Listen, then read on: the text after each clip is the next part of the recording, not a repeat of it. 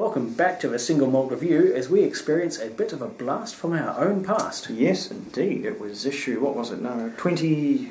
Our 23rd review. 23rd review. November 2015. Nigh on 3 and a bit years ago now. That does take us back. And you might say, you've done this one before. Yes. We've seen a 105 on this channel. Well, that 105, yes, we did do that one. Check it out if you hadn't seen it. Yeah. That bottle did not have 22 on it. This is something altogether a bit different.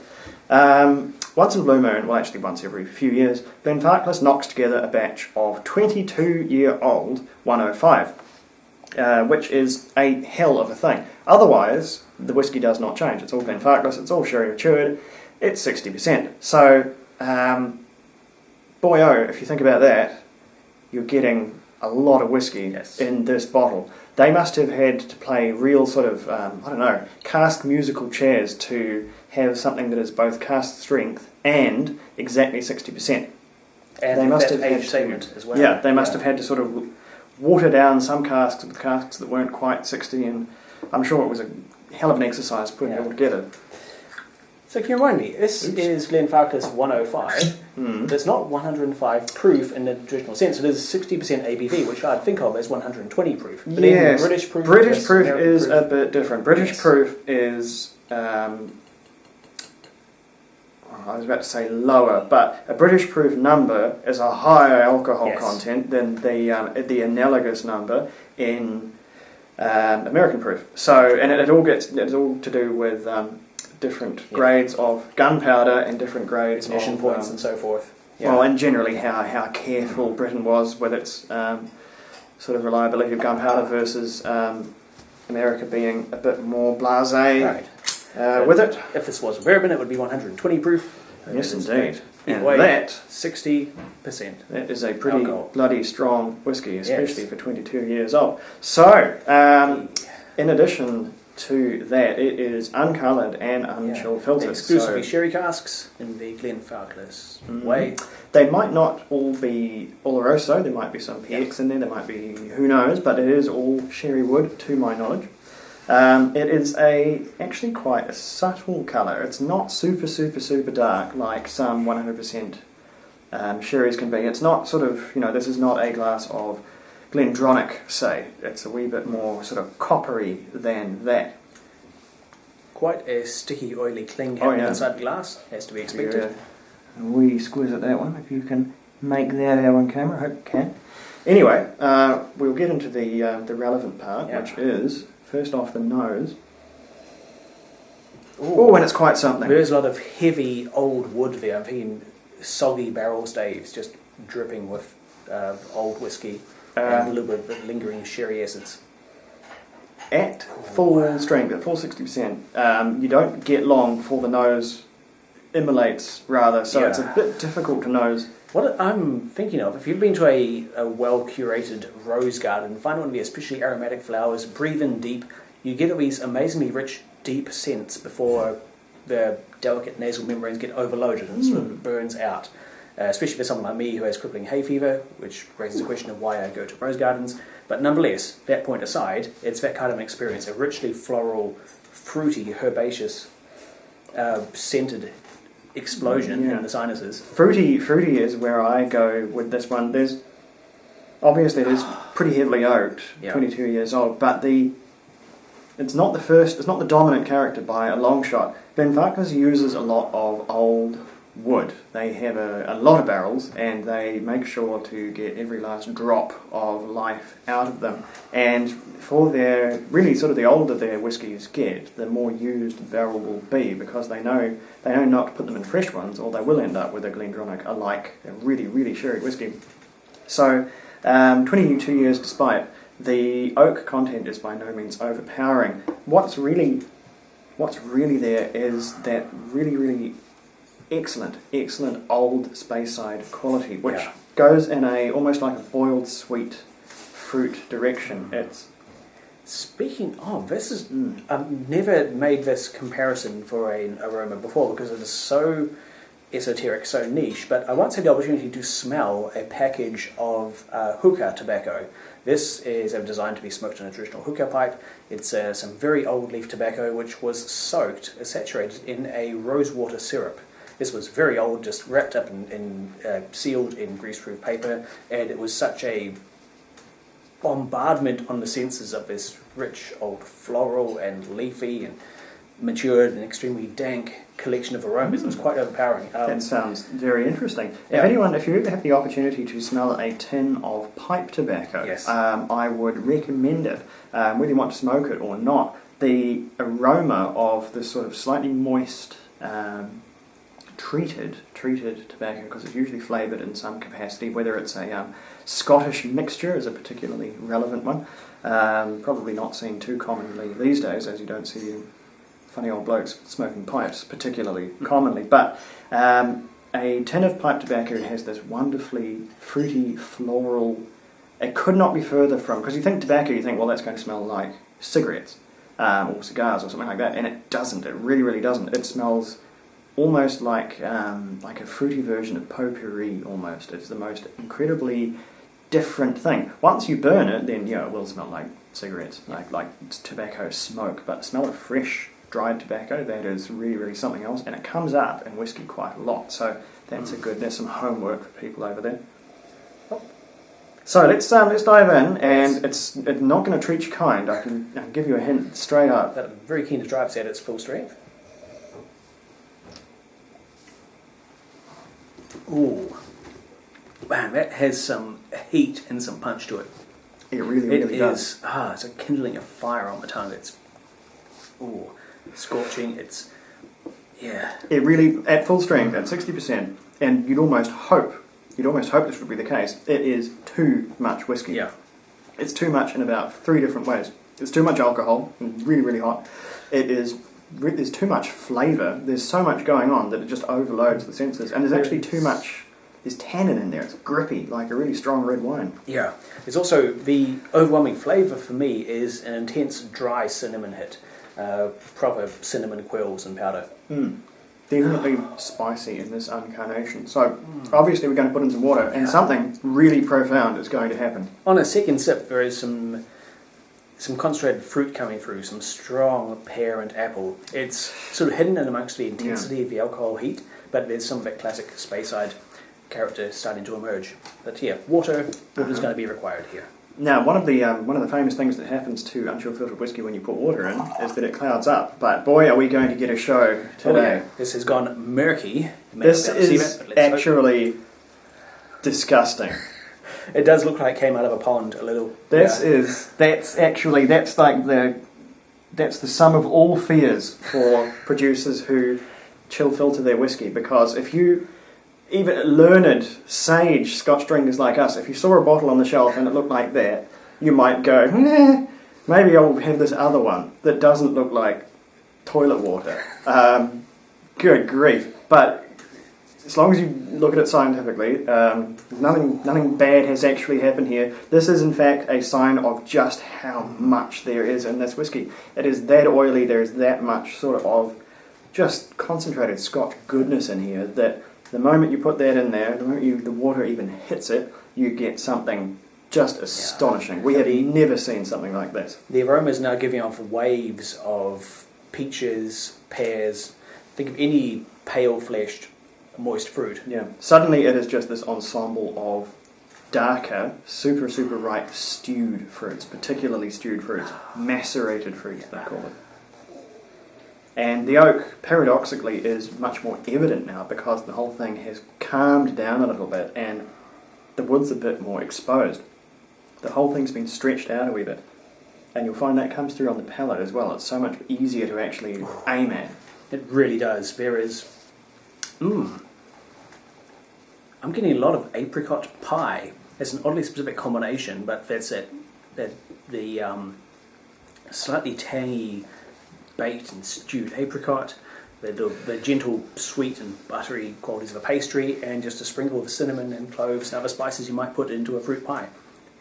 That's come together really nicely. I was worried this was going to kind of turn into the dank end of the spectrum, go into that tinned fruit direction of the metallic soggy heft you get on tongue sometimes, but no, it's gone the other way. Whiskey can do that, particularly sherry matured whiskey. Funny enough, sherry matured whiskey, as I've always said, it needs age to be good. Yeah. But it's the most vulnerable to over-aging, to becoming over-oaked. It can happen all too easily with sherry matured whiskey, whereas bourbon kind of has it easy both ways, or at least in my opinion. Drinkable much, much younger, but not prone to becoming over-oaked because the nature of the oak is just less domineering than this sherry would. But what you say about the sort of the cooked fruit, that's 100% what I get here. There's sort of some black Doris plum, there's a lot of stone fruit, peaches and apricot, and it's all super, almost overripe kind of like when you find one of those peaches that's maybe been on the ground for a couple of days and it's definitely ready kind of a thing. It is not a subtle whiskey. It is not it's an old whiskey. It is not a particularly tuned whiskey. It is not, and I'll qualify the statement, it's not a fine whiskey. A fine whiskey will be sort of intensively blended, it will be thought very hard about, it will be crafted to be repeatable, to be consistent. This is more like this is a project, this is a one-off, and it's built to be a force of nature, not a particularly symphonious, harmonious thing. The goal here being to make something which is 22 years old, and also 60% ABV at cask strength. Yeah. I called the McDonald's Glencoe, which was I think it was it 7 years old? 7 or 8 years old, cask strength, as far as we could say, near as damn it, pure Ben Nevis. That was whiskey in a similar style, and I called that one a particularly belting whiskey. This is kind of that whiskey on steroids, on super duper steroids. This holds the trophy for beltingest whiskey I've ever tasted up until this point, and it is really, really, really something. It's not a whiskey that's going to please all people because it's pretty rough and ready. It does not wear its age in a particularly formal way, and it's nothing like 20-year-old Glenfarclas. Normally, you get a bottle of Glenfarclas 21, it's this incredibly delicate, refined, complex, balanced whiskey. This whiskey is not balanced at all. This is all the way over here in the bombastic, blow your nuts off. This is the most sort of hellish conflagration of sherry oak you can possibly achieve, and that's what it does. Which won't suit everybody, but I love it for that fact. I love it. It's an unapologetically bombastic, explosive whiskey. Whether it's at full strength or you dilute it down, it delivers so much. It is abundantly giving, whether you ask for it or not. It is iconoclastic of the best/worst of sherry maturation, depending on your thoughts towards it. But we both like it just fine. Dave probably even more than myself. Yes. So I'm sure he's particularly tickled here. Another thing you can do with this whiskey, which is frightening on its own, I've mentioned a few times how one can create your own blend or spice up something less interesting. If you had a bottle of anything sort of Johnny Walker Red caliber, something that really wasn't bringing enough oomph, put a teaspoon of this whiskey in and you will have a transformed whiskey. I've been doing this non-stop. A tiny sprinkle of this whiskey will completely set fire to almost anything. It'll really, really rack it up, and you'll have a super, super exciting blend when you normally had a boring, tired bottle of, I don't know, Dewar's White Label or really whatever you want. It will completely transform anything it goes into. It will also go cloudy. This whiskey is so strong and so full of the protein and oil which makes things cloud up that you don't even have to dilute it with water. You can dilute it with 40% spirit and it will still go super, super cloudy immediately, which should tell you something about just how much goodness is floating around in there. Anyway, so, scores. Back in over 3 years ago, when we looked at the standard no-age statement Glenfarclas 105, we're still, I'd say, relatively new to this whole reviewing whiskey deal, so our scoring processes have no doubt refined themselves over time. So there'll be a pinch of salt to be taken here. However, at that time we both gave it a solid 84, which is I think that's pretty. Thinking back to what I would score 105, normal 105 now, I think that would be not too far off. Some whiskies were reviewed in the past, and I think, oh God, I wish I was sort of had the experience that I do now. I would have given that. I would have looked at this in a completely different light. I would have given it this score. Or really, it's a context thing. We've simply consumed and thought about more whiskey than we had then, so we have a better basis to rank it. And so we're just sort of gaining, I guess, scoring resolution as we go on. We're getting more and more. Our scores mean more and more, I suppose, as the channel goes on, and well, paradoxically, less and less as the channel goes back. So, the pinch of salt has to become greater and greater as you get to those very, very early videos, because we just had such less internal context with which to produce our scores on. So, but that one, I think I feel pretty good about that score. So, similar whiskey here. What's it going to go? Hopefully up.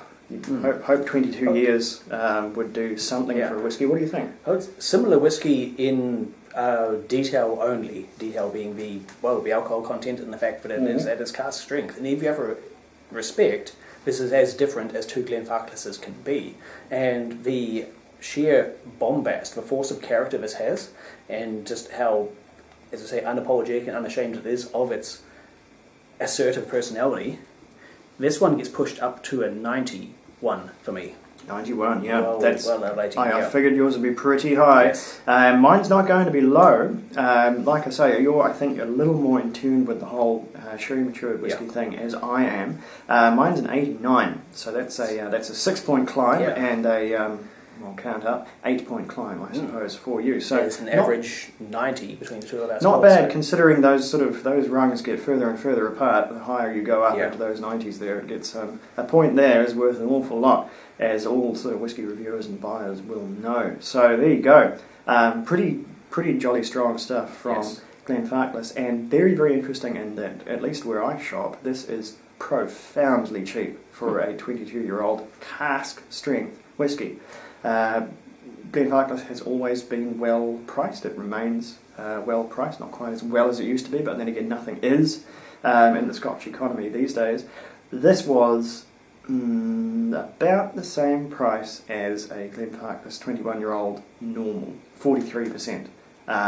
So if you think about whiskey bang for your buck there, that's pretty tremendous. Not only is this a year older, but there's tantamount to twice as much crammed into the bottle because it is so strong. So it is good buying. It is good buying if you're into that sort of thing. If anyone else has managed to score one of these, they go very, very quickly is the problem. Our specialist retailer, Whisky Galore, they I think very, very sensibly have a 1 per customer limit on this to stop people just walking out of the shop with a crate of these, which can happen because some people are really, really into their older sherry matured whiskey, and they will pounce on it really fast, and they don't care. They don't care how much they have to pay, because some people have a lot of money as well. They will walk out of there with all the stock they can hold, and then they'll come back for more. So thankfully, I was able to get hold of one for myself. They will be definitely, I think, all gone for now, but they always do a batch of this once every year or so. So, keep an eye out for it. It normally appears around Christmas time, I suppose, targeted or not, but it does make for one hell of a Christmas present. So, that was all of your Christmas presents for February, when this is probably going up. We'll be back with something, I usually say something a bit more exciting, but conceivably something not quite as exciting as this. So there you go. There's something different, certainly. There's your showrunner for the next episode, something less good. Slanger.